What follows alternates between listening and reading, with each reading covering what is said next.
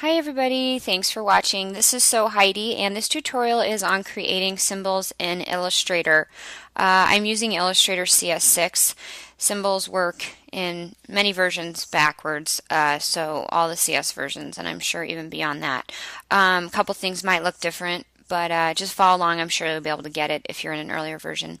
Now, if you've never worked with symbols, what they are is they allow you to create one master instance of an object so that if you want to have 10 of those objects on your artboard and they need to be all changed, you can just edit the symbol and the changes will cascade through. So in this example, a button.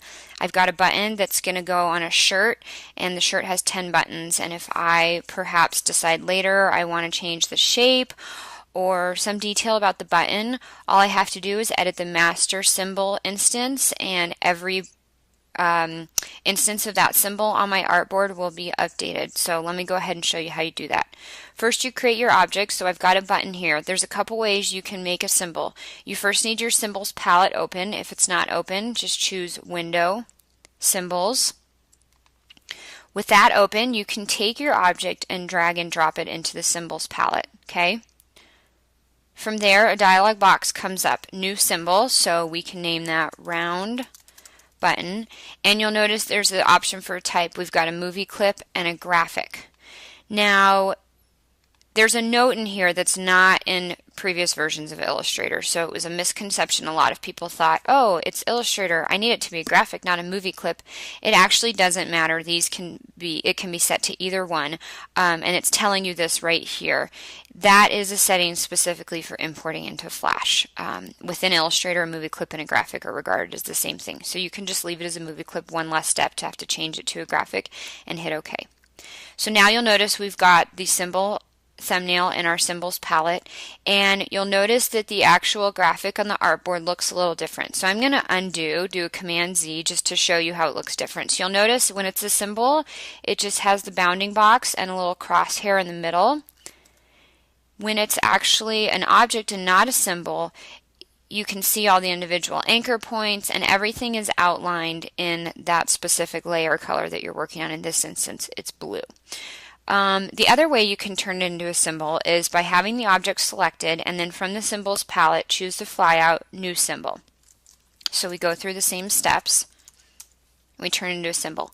You'll also notice if you have your appearance palette open that it's showing you when this is selected, it's a symbol. See, if I deselect it and reselect it, you'll notice it's showing me I have a symbol selected. So those are the ways to know you have a symbol. From there, now you've got your symbol created, we want to make multiple copies of this. So you can just copy and paste this symbol you've already got on your artboard.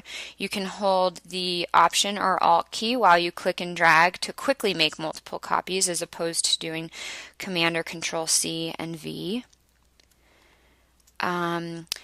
From there, let's say you had actually deleted all instances of your symbol on your artboard and you wanted to bring it back. What you do then is you just drag and drop it from the symbols palette. Okay, that will create another instance. You can continue to do that if that's the way you prefer as well.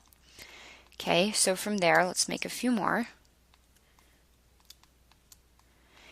We'll just get these evenly distributed as they would be on a shirt. Okay. And now I want to edit my symbol. So I can edit my symbol a couple different ways. The first way is to just double click on the symbol on the artboard. Okay. Now I'm getting a warning in the dialog box. It's telling me if I edit this symbol, any edits will be applied to all instances of the symbol. And that's fine. That's what I want to do. So I hit OK.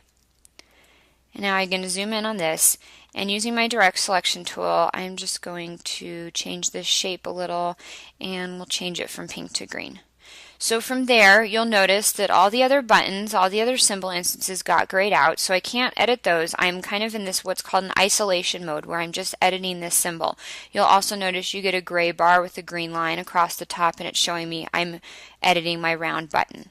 So from here, I just escape to get out, and all the other buttons are going to update accordingly. Pretty cool. The other way to update the symbol is from the symbols palette. You can double click on the symbol. You don't get the warning. I think they just assume if you're double clicking within the symbols palette, you know what you're doing. So from there, We'll just change the shape a little bit more, make this into some kind of weird funky little button, kind of retro, and we'll change the color again. And again, you just hit escape, and now all the instances of the symbol have been updated. On the artboard, you can change the size and the proportion of the symbol. You can rotate them.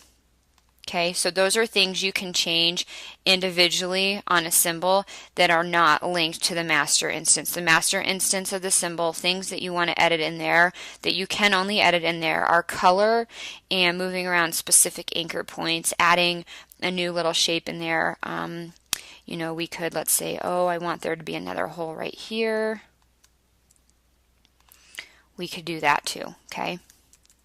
See, it added another hole. So that's where you want to do the editing that's anything beyond rotating or resizing your symbol. You can export and share symbol libraries between documents. So you just choose the flyout, choose Save Symbol Library, and then when you want to load it, choose Open Symbol Library, Other Library, browse it out wherever you saved it on your desktop. When you do that, you will get all the symbols that you've got in the library in that Illustrator document. Now, the symbols are not linked across documents. So if you pull this button into another document and then you change it there, the button in this document will not update. They're only linked within the same document. So hope that makes sense for you guys. Hope you enjoyed watching how to make symbols and understand how they work and why you can use them to your benefit. Thanks for watching, everybody. I hope you have fun with this. We'll see you next time. Bye-bye.